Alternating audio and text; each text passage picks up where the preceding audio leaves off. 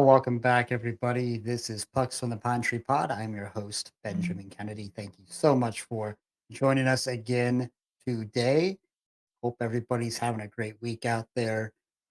Yeah, the NHL kind of decided to wake up and give us a few news stories over the past couple of days. So, a few things I wanted to go over with everybody tonight.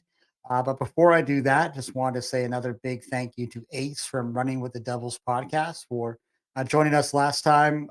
We had a great chat about the Devils and their offseason, their 2024 outlook. Um, had a great time, Ace. So thank you again for that time. I think everybody really seemed to enjoy it, getting a lot of good feedback on it. So thanks again.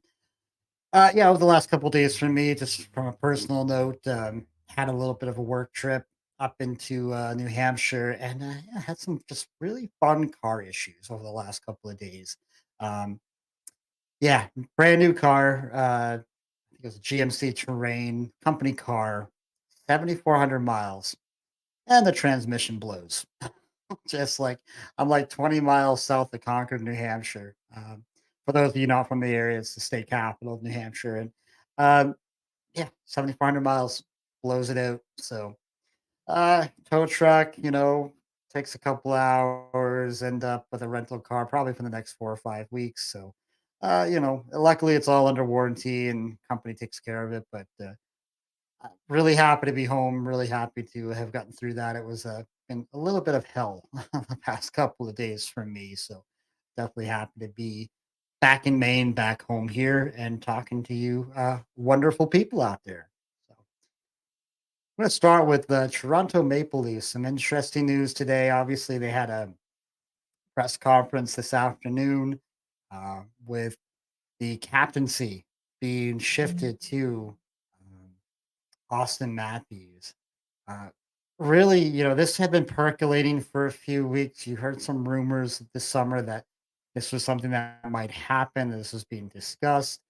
And I'll just say this right out of the gate. I thought that the Maple Leafs, John Tavares and Matthews all handled this exceptionally well. Like this could be a really awkward situation where you have a captain who's still there, still under contract, giving up his C on his chest to give it to the next guy. Um, Listen, we all knew that Austin Matthews would eventually be the captain of this team. This is not a surprise necessarily, but this doesn't happen all the time. That you have someone that's there, sticking around, gives up the C. We do know that it was a year or two ago, Winnipeg, they didn't have a captain for a while. We know what happened in LA 3 or 4 years ago, I believe, but it doesn't happen all that often. So I really loved how they went about it with Tavares having his comments, kind of opening up the press conference, and I just thought it was like top class all the way around. And this could have been a really awkward situation. And yeah, it is time. I think it is time for Matthews to take that role and to be the captain of this team moving forward. Curious to know to see what happens with Tavares. He's on his last year of this contract. Do they trade him? Does he just play it out and ends up someplace else next year? Going to be really interesting to see what happens. And I like what John said. He said I'm still going to have the ability to be a leader on this team, which he will. That just doesn't go away just because he gave up the captaincy. But definitely a changing of the guard in Toronto. And again, I just thought it was handled very, very well, with a lot of class, a lot of dignity. Um, these things can get really awkward really, really quickly. So I just thought they did a great job of it. Any Maple Leafs fans out there, I'd really love to hear from you what you think of this. Any comments, please leave those comments down below. Staying in the Atlantic Division, a couple days ago was announced that the Tampa Bay Lightning are up for sale. Interesting news there. They are um, rumored to be around a $2 billion value on the organization. There's a wonderful article by Eduardo Encina from the Tampa Bay Times. I'm going to post it down below. I'm quoting from him. Lightning owner Jeffrey Vinik is in the process of selling his majority stake in the team. The deal is not complete, And once it is done, Vinnick will retain full operational control of the Lightning for the next several seasons. Even after new majority owner takes over, Vinnick still will retain a significant stake in the new ownership group and remain highly involved. So I'll be curious to see how this goes. I'm sure for the on ice production, the on ice team, you won't see a ton of change because of this, but these teams don't come up for sale very often. I am going to leave, like I said, this link to this article down below, so y'all can go check that out. But yeah, a little bit of news out of the Atlantic Division this week. Uh, from the NHL public relations earlier today, they did announce that Ryan Getzlaf is joining the Department of Player Safety. Of course, Anaheim Duck, great career with them, former Portland Pirate as well. So he is taking on a role there with the um, Department of Player Safety. So good for him.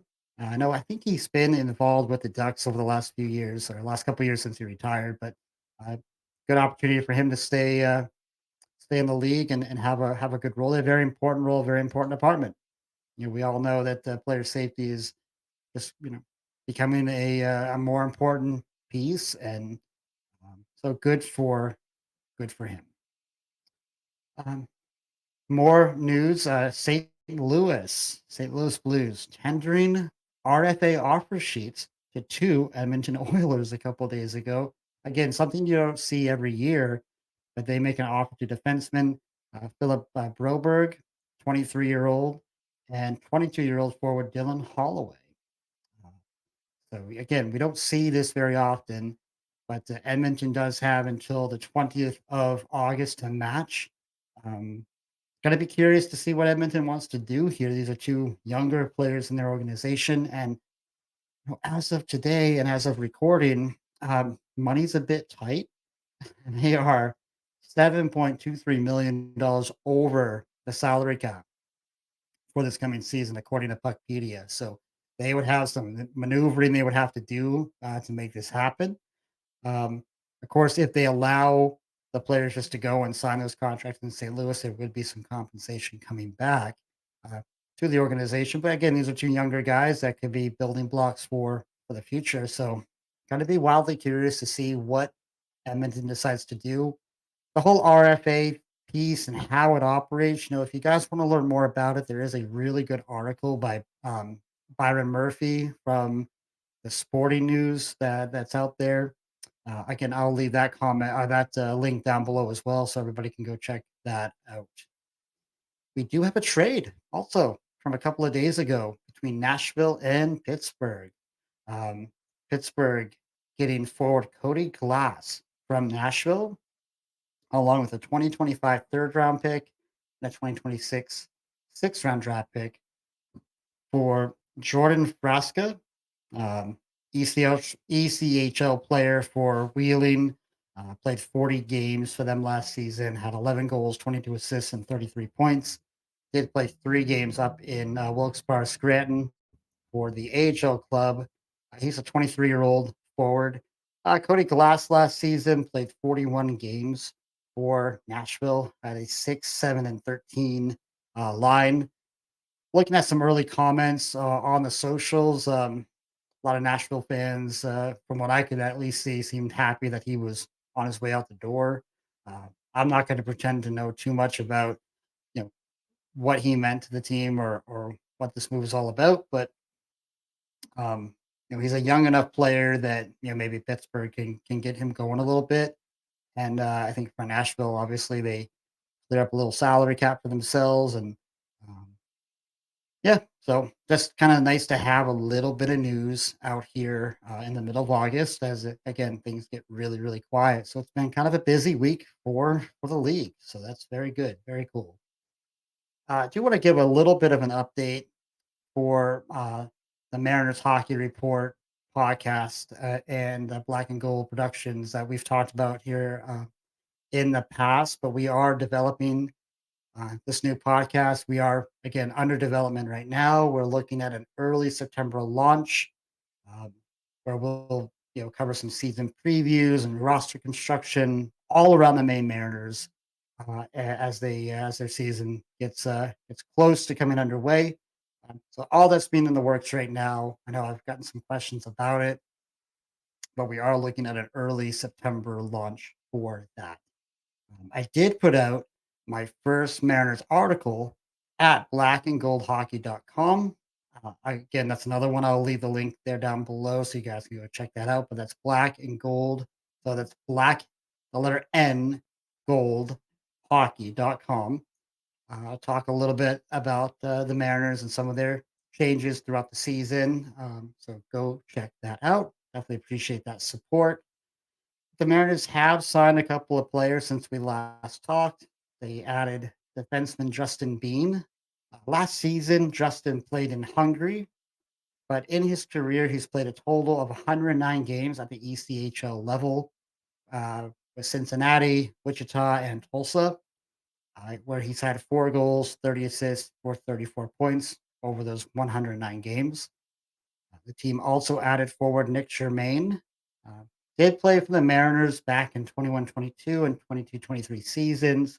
Um, Last season was between Trios Rivières and a team out in France, Anglet, um, for last season. But total has played 111 East Coast games and has 15 goals, 31 assists for 46 points in his career. So, welcome, Justin. Welcome, Nick. Going to be a lot of fun to see you guys out there this season to be part of this club. Looking forward to getting this thing going. And I'm looking forward to getting the Mariners Hockey Report going and being able to talk and dive deeper into this organization, into this team. A lot of really young, exciting players that I hope that will be know, giving them all the support we can because I think they'll be worth the watch this season. Be a lot of fun. As far as this channel goes, next couple of episodes, we're going to cover the Winnipeg Jets and the Montreal Canadiens for season preview. So, a couple of Canadian teams that we're going to cover next should be a lot of fun. And that's kind of what I have for you guys tonight. Just kind of a quick one tonight. Just trying to getting through my work trip this week and a few different pieces there from the NHL. Want to cover those, and so I hope everybody's having a great week. Thank you as always for listening, for watching, and as I always say, if you like what you're hearing, please don't forget to hit that like button, hit that subscribe button. Definitely appreciate that.